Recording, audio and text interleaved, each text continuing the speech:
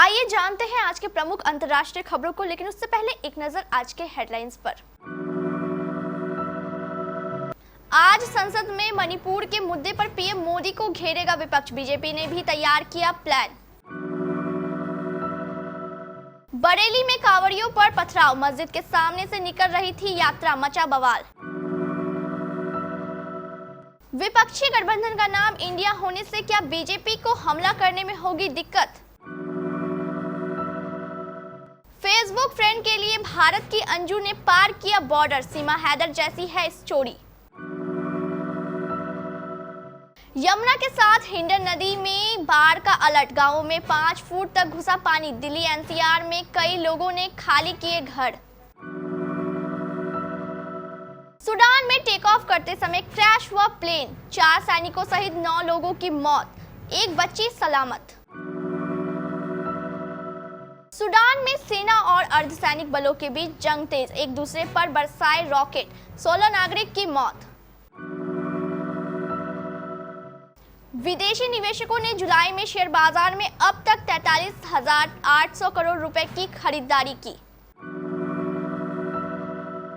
रोहित शेट्टी का बेटा भी बनेगा फिल्म मेकर, कॉलेज के पहले दिन भावुक हो उठे डायरेक्टर, पोस्ट किया प्यारा नोट। चौथे दिन का खेल खत्म, दूसरी पारी में वेस्टइंडीज 76/2 भारत जीत से 8 विकेट दूर। आज सोमवार 24 जुलाई को संसद के मॉनसून सत्र का तीसरा दिन है। सुबह 11 बजे सदन की कार्रवाई शुरू होगी। दोनों सदनों में मणिपुर को लेकर हंगामा जारी रहने के आसार हैं, क्योंकि विपक्षी दलों ने इस मुद्दे पर बीजेपी को घेरने की रणनीति बनाई है। बीजेपी ने भी राजस्थान और पश्चिम बंगाल समेत अन्य राज्यों में महिलाओं पर होने वाले अत्याचार को लेकर भारतीय राष्ट्रीय विकासात्मक समावेशी गठबंधन का मुकाबला करने की योजना तैयार की है। हाल में मणिपुर की 2 महिलाओं को बगैर कपड़ों के परेड कराने और उनके साथ यौन हिंसा को अंजाम दिए जाने का वीडियो सामने आया है, जिसने सभी के दिल में आक्रोश पैदा कर दिया है। मामले पर विपक्षी दलों का गठबंधन बीजेपी को जमकर घेर रहा है। विपक्ष लगातार यही कह रहा है कि जब तक इस मुद्दे पर चर्चा नहीं होती और प्रधानमंत्री सदन में आकर जवाब नहीं देते, तब तक सदन में और कोई काम नहीं होना चाहिए। उत्तर प्रदेश के बरेली में कांवड़ियों पर पथराव का मामला सामने आया है। बरेली के जोगी नवादा स्थित इलाके में कांवड़ियों पर पथराव हुआ, जिसके बाद से वहां का माहौल तनावपूर्ण है। जानकारी के मुताबिक बरेली में कांवड़ियों के जत्थे पर पथराव तब हुआ जब कांवड़िये मुस्लिम बहुल क्षेत्र से गुजर रहे थे। तभी मुस्लिम समुदाय से जुड़े लोगों ने पथराव कर दिया। इस पथराव में दर्जन भर से ज्यादा कांवड़िये घायल हो गए। बताते चले कि करीब 2000 कांवड़ियों का जत्था कचला से जल लेने के लिए जा रहा था। तभी शाहनूरी मस्जिद से पथराव शुरू कर दिया गया, जिसमें पुलिस कर्मियों को भी पत्थर लगे हैं। लोकसभा चुनाव 2024 से पहले बीजेपी के खिलाफ ठोस रणनीति के तहत कांग्रेस समेत 26 विपक्षी दलों ने 2 मैराथन बैठकों के बाद अपने गठबंधन को शक्ल दी और नाम दिया इंडिया, यानी नेशनल डेवलपमेंट इंक्लूसिव अलायंस। 17-18 जुलाई को बेंगलुरु में हुई विपक्ष की दूसरी बैठक में गठबंधन का नाम इंडिया तय हुआ था। इसके पीछे आइडिया राहुल गांधी और पश्चिम बंगाल के मुख्यमंत्री ममता बनर्जी का बताया गया। जाहिर है एनडीए के मुकाबले विपक्षी दल अपने गठबंधन को कुछ ऐसा नाम देना चाह रहे होंगे जो प्रभावी लगे और बीजेपी को उस पर हमला करने में दिक्कत हो।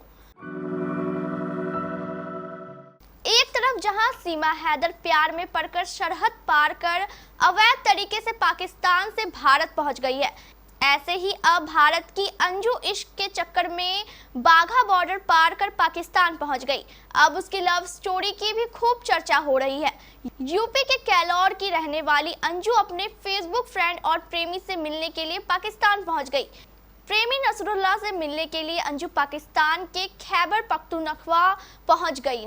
नसरुल्लाह वहीं रहता है और वो पेशे से एक मेडिकल रिप्रेजेंटेटिव है। जलस्तर बढ़ने के साथ साथ गाजियाबाद से गुजरने वाली हिंडन नदी ने भी परेशानी खड़ी कर दी। हिंडन नदी में काफी कम पानी हुआ करता था, उसका भी जलस्तर काफी ज्यादा बढ़ गया है। यमुना और हिंडन दोनों नदियों के जलस्तर में वृद्धि के बाद दिल्ली एनसीआर के निचले इलाके में रहने वाले कई लोगों को अपना घर खाली करना पड़ा है। गौतम बुद्ध नगर जिला प्रशासन ने हिंडन नदी में बढ़ रहे जलस्तर के मद्देनजर निचले इलाकों के लिए बाढ़ की चेतावनी जारी की है। अधिकारियों ने रविवार को ये जानकारी दी। स्तर बढ़ने की चेतावनी जारी होने के बाद 5 गांवों के करीब 200 लोगों को शनिवार को राहत शिविरों में पहुंचाया गया, जहां पर प्रशासन की ओर से खाने पीने और स्वास्थ्य देखभाल की व्यवस्था की गई है। अपर जिलाधिकारी वित्त एवं राजस्व अतुल कुमार ने बताया कि काली नदी से लगातार हिंडन में पानी छोड़ा जा रहा है, जिसकी वजह से नदी का जलस्तर बढ़ा है। अफ्रीकी देश सूडान में रविवार देर रात बड़ा प्लेन हादसा हुआ। इस दुर्घटना में 4 सैनिकों सहित 9 लोगों की मौत हो गई। हादसे की वजह तकनीकी खराबी को बताया जा रहा है। इस भीषण दुर्घटना में भी एक बच्ची बच गई है, जिसका अस्पताल में इलाज चल रहा है। अरब न्यूज की रिपोर्ट के मुताबिक सिविल एयरक्राफ्ट सूडान के पोर्ट सूडान एयरपोर्ट से उड़ान भर रहा था। अचानक उसमें तकनीकी खराबी आ गई और प्लेन टेक ऑफ करते समय ही क्रैश हो गया। हादसा इतना भीषण था कि प्लेन में सवार 9 लोगों की मौके पर ही मौत हो गई, जिसमें सेना के 4 जवान भी शामिल थे। हालांकि इस हादसे में एक बच्ची की जान बच गई है। उसे तुरंत ही नजदीकी अस्पताल में भर्ती कराया गया। सूडान में सेना और अर्धसैनिक बल आरएसएफ के बीच संघर्ष जारी है। इसी बीच सूडान के दारफूर में शनिवार की रात रॉकेट हमले में 16 लोगों की मौत हो गई। अल जजीरा की रिपोर्ट के अनुसार सेना और अर्धसैनिक बलों के जंग में दोनों तरफ से ही रॉकेट की बारिश की गई। रॉकेट हमले में मारे गए सभी पीड़ित आम नागरिक थे। अल जजीरा ने स्थानीय वकील संघ के हवाले से बताया कि यह झड़प मुख्य तौर पर न्याला के दक्षिण दारफूर में हुई। झपक के दौरान इलाके में कुछ स्नाइपर शूटर्स ने भी गोलीबारी की, जिससे अफरा तफरी मच गई। रिपोर्ट्स के अनुसार सेना आरएसएफ के बीच हुए संघर्ष के चलते हजारों की संख्या में लोग पश्चिमी दारफूर छोड़कर भाग रहे हैं और पड़ोसी जाड की सीमा तक पहुंचने की कोशिश कर रहे हैं। विदेशी पोर्टफोलियो निवेशकों आरपीआई का भारतीय शेयर बाजारों के प्रति आकर्षण बना हुआ है। जुलाई में अब तक उन्होंने भारतीय शेयर बाजारों में शुद्ध रूप से 43,800 करोड़ रुपए से अधिक का निवेश किया है।